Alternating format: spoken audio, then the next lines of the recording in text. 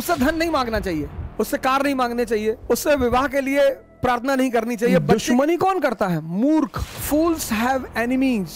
मूर्खों के दुश्मन होते हैं, मूर्खों के, और आम आदमी के दोस्त होते हैं। जितने लोगों को तुम नफरत करोगे उतने लोग तुम्हारे यहां दिमाग में बैठे रहेंगे। किसी के विकास को रोकना हो उसको नफरत करना सिखा दो। इसलिए दुनिया का एक बहुत बड़ा सिद्धांत है, there are no permanent friends, no permanent enemies. हर शहर में दो इलाके होते हैं, एक पॉश इलाका, बड़े लोगों का इलाका। लोग कहते हैं दिल्ली का पॉश इलाका है, पॉश नहीं, राजाओं का इलाका है। पढ़ने से समझदारी नहीं पैदा होती सर, होती ही नहीं। और व्यक्ति समझदारी से महान बनता है, पढ़ने से नहीं बनता। तेरा अहंकार तेरी आंखों पर पर्दा डाल चुका है। हिम्मत, साहस, उत्साह, इन हथियारों का क्या मुकाबला है सर? इन हथियारों का क्या मुकाबला है? ये ऐसे हथियार हैं, ये ऐसे हथियार हैं सर, डेयरनेस, कॉन्फिडेंस, एंथुजियाज्म,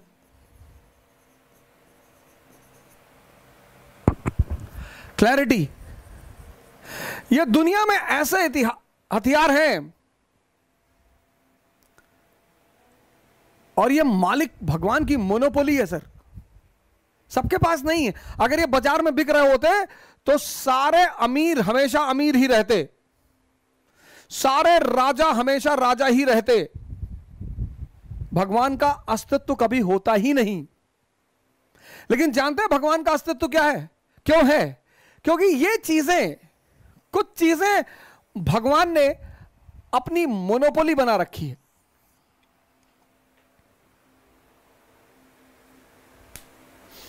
बहुत लोगों को मैंने देखा वैगनआर पे पीछे लिखा रखा है गॉड्स गिफ्ट। अरे यार कैसी बेइज्जती वाली बातें कर रहे हो? भगवान को देना होगा, वैगनआर देगा? ये देगा, ये जो गैलेक्सी कंट्रोल कर रहा है, यूनिवर्स कंट्रोल कर रहा है, सोलर सिस्टम कंट्रोल कर रहा है, वो वैगनआर गिफ्ट में देगा?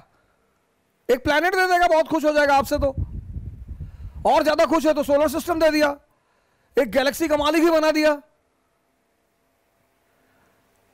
ये गाड़ी वाड़ी पे मत लिखा करिए गॉड्स गिफ्ट, ये बेइज्जती है उसकी। हर आदमी अपने हैसियत के हिसाब से गिफ्ट देता है, और भगवान की ये मोनोपोली है। उससे धन नहीं मांगना चाहिए, उससे कार नहीं मांगने चाहिए, उससे विवाह के लिए प्रार्थना नहीं करनी चाहिए, बच्चे के लिए, ये सब मानवीय कृत्य है, ये मानव खुद करने चाहिए।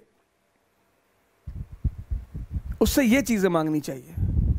और जिस पे खुश हो गया और हाथ रखा सर पे, ये चीजें कूट कर भर गई। दुश्मनी कौन करता है? मूर्ख। फूल्स हैव एनिमीज। बड़ा अजीब सी बात लग रही होगी आपको। मूर्खों के दुश्मन होते हैं, मूर्खों के। काहे की दुश्मनी? और आम आदमी के दोस्त होते हैं, और महान लोगों के या तो फॉलोवर होते हैं या विरोधी होते हैं। जितने लोगों को तुम नफरत करोगे उतने लोग तुम्हारे यहां दिमाग में बैठे रहेंगे, और जैसे याद आएगी तैसे कहोगे शरीर जलने लगा। किसी के विकास को रोकना है ना, उसको नफरत करना सिखा दो। किसी के विकास को रोकना हो उसको नफरत करना सिखा दो, और 10 लोगों से सिखा दो। मार डालो, नफरत मत करो। नफरत एक ऐसा जहर है, नफरत किसी से मत करो। इसलिए दुनिया का एक बहुत बड़ा सिद्धांत है, there are no permanent friends, no permanent enemies, permanent interest. तो मुकेश अंबानी जी हैं, आज मोदी जी उनके दोस्त हैं, रिश्तेदार हैं, भाई हैं। कल अगर सौभाग्य से कोई और प्रधानमंत्री बनेगा, सचिन पायलट जी बन गए प्रधानमंत्री, बड़े योग्य उम्मीदवारों में से हैं,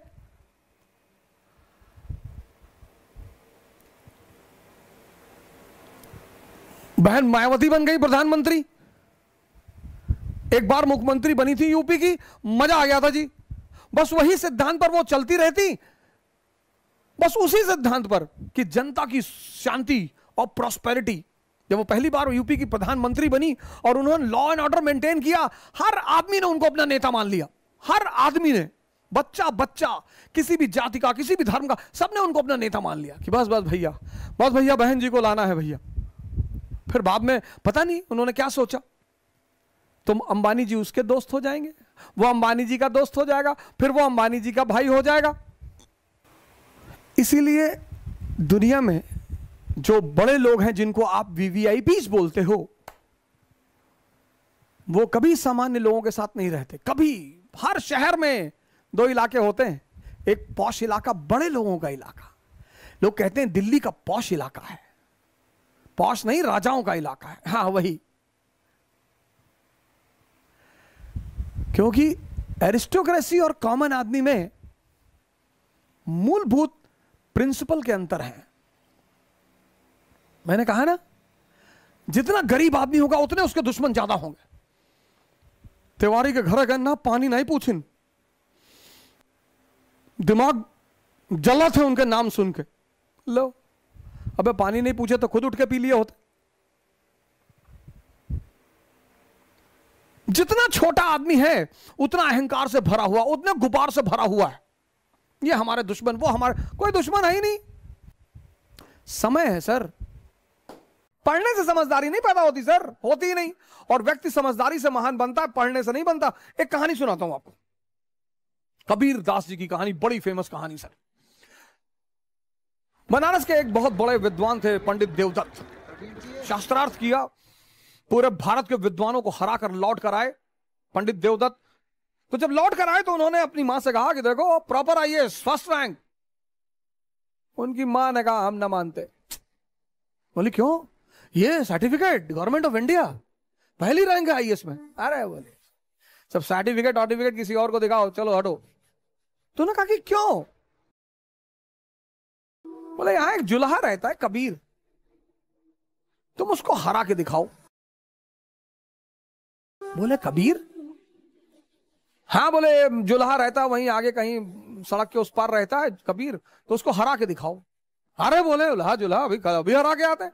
गए कबीर के घर।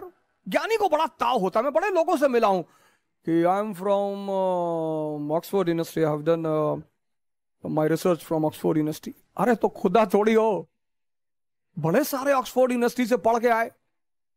सुखिल बोलते ना कि my uncle lives in Canada. अच्छा, तो कनाडा में बहुत सारे चपरासी भी हैं। हर आदमी कनाडा में इंडस्ट्रियलिस्ट थोड़ी है।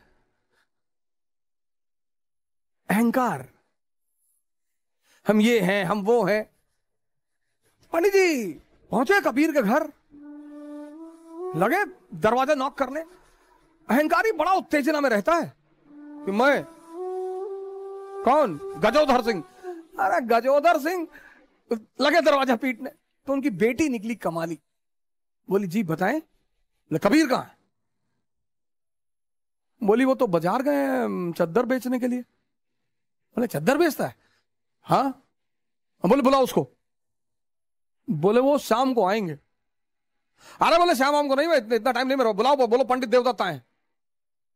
अरे बोली वो अब कहां जाए बुलाने, वो कहीं बेच रहे होंगे, अब शाम को आएंगे, आप आइएगा शाम। हट, प्रोटोकॉल, प्रॉपर आईएएस, बुलाओ अपने बाप। वो बेटी बेचारी भागते हुई बाजार गई। बोले कोई भौकाली आए हैं और बड़े फैल रहे हैं, बहुत चौड़ा हो रहे हैं। बोले क्या नाम है? बोले कोई बता रहे हैं कि प्रॉपर आईएएस है, फर्स्ट रैंक है आईएएस में, वो पंडित देवदत्त नाम है।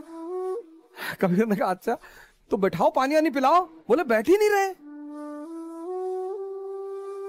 और पानी पीना तो दूर, आग उगल रहे हैं, वो एकदम मशीन गन बने हुए हैं। कबीर ने कहा अच्छा चलो। कबीर आए तो पंडित जी मिले। उन्होंने पंडित जी को प्रणाम किया कि पंडित जी नमस्कार, शिष्टाचार है। हाँ हाँ हाँ हाँ ठीक है, तुम्हारा नाम कबीर है? बोले जी। हाँ। बोले हम तुमसे शास्त्रार्थ करने आए हैं। बोले हमसे? हाँ। बोले मैं फर्स्ट रैंक है मेरा आईएएस में, मेरा नाम सो एंड सो है और ये मेरी अपॉइंटमेंट लेटर है। अरे बोले आप इतने महान आदमी और आपको इतना कॉमन सेंस नहीं पैदा हुआ कि हमारे पास शिक्षा का अधिकार ही नहीं है। हम तो नीच जात के आदमी, जुल्हा, हम तो पढ़े ही नहीं। अनपढ़ से कैसे शास्त्रकार करोगे सरकार? बुद्धि मर गई आपकी। तो देवदत्त को लगा कि हाँ यार, बात तो सही कह रहा है, ये तो पढ़ा लिखा है ही नहीं, इससे मैं बहस कैसे करूंगा। तो देवदत्त ने कहा तो तुम हारी मानते हो? बोले सरकार हम तो पहले से हारे हैं। देवदत्त लौट के आया, बोला यार किसके यहां भेज दी थी मरा हुआ आदमी? जाके बताया हम गजोधर सिंह। लगा कांपने ऐसे ऐसे करके, और पैर पकड़ लिया, रोने लगा, कहा भैया माफ कर दो। उसकी मां ने कहा मैं ना मानती, लिखा के लाओ। ऐसे तो ना मैं मानूंगी, लिखा के लाओ, लिखा के। फिर आए पंडित जी, बोले लिख के दो। बोले पंडित जी आप कुछ प्रॉब्लम है आपको, जब मैं पढ़ा नहीं तो लिखूंगा कैसे? फिर इनको बड़ी बेइज्जती महसूस हुई कि हाँ यार पढ़ा तो है नहीं। तो पंडित उन्होंने कहा आप लिख लो जो आपको लिखना हो। तो उन्होंने लिखा एक कागज पे कि मैं कबीर पंडित देवदत्त से शास्त्रार्थ में हार गया। बोले इसमें दस्तखत कर दो। अरे बोले भैया दस्तखत ना हो पाए, अंगूठा लगा देते हैं। बोले हाँ लगाओ लगाओ, जो भी लगा लगाओ, अंगूठा लगाओ। तो लगा के अंगूठा वो लेकर आए और कागज दिया अपनी मां को, कहा ये देखो अब मानती हो? तो मां ने कागज पढ़ा तो उसमें लिखा था कि मैं पंडित देवदत्त कबीर से शास्त्रार्थ में हार गया। तो मां हंसने लगी, बोली मुझे तो पता था कि तू हार जाएगा। पंडित जी बड़े सख्ते में आ गए, बोले अरे तो प्रिंटिंग मिस्टेक हो गया। फिर भाग के आए। तो कबीर ने कहा यार एक काम करो, 10-12 पेज में लिख लो, हम सब में अंगूठा लगा दे, बार बार आके परेशान ना करो, उनको चद्दर बेचने होता, खाने का टाइम है यार। तो पंडित जी 2-4 कागज में लिख लिए कि हम लिख के अंगूठा लगवा लिए। तो जितने कागज में लिखे लाके अपनी मां को दिए कि साहब ये है। हर कागज में लिखा हुआ था मैं पंडित देवदत्त कबीर से शास्त्रार्थ में हार गया। मामला बड़ा गंभीर हो गया, राजा के पास पहुंचा। सुल्तान, दिल्ली सुल्तान के पास मसला पहुंचा कि देवदत्त ने कहा कि पंडित सरकार ये तो बड़ा जो है बेईमान आदमी है, ये कुछ तंत्र विद्या जानता है सरकार, मैं लिखता कुछ हूं, लिख कुछ और जाता है मेरे सामने लिखो। तो पंडित जी ने लिखना शुरू किया कि मैं पंडित देवदत्त कबीर से हार गया। सुल्तान ने एक बार तमाचा की, खुद ही गलत लिख रहे हो। तो उसकी मां हंसने लगी, बोली तू कब समझेगा, तेरा अहंकार तेरी आंखों पर पर्दा डाल चुका है। ये होती है समझदारी। राजशाही जो है ना, राजशाही वो शिक्षा का खेल नहीं है। राजशाही शिक्षा का खेल नहीं है। शिक्षा इंफॉर्मेशन देती है बस। शिक्षा कभी पंडित जवाहरलाल नेहरू के शिक्षा की बात होती है? नहीं, ऑक्सफोर्ड से पढ़े थे बस। उनसे ज्यादा ज्ञानी थे वीडी सावरकर, अंबेडकर, बोस। लेकिन पंडित नेहरू भारत के और विश्व के एक सफलतम नेताओं में से एक हैं। क्यों? समझदारी है।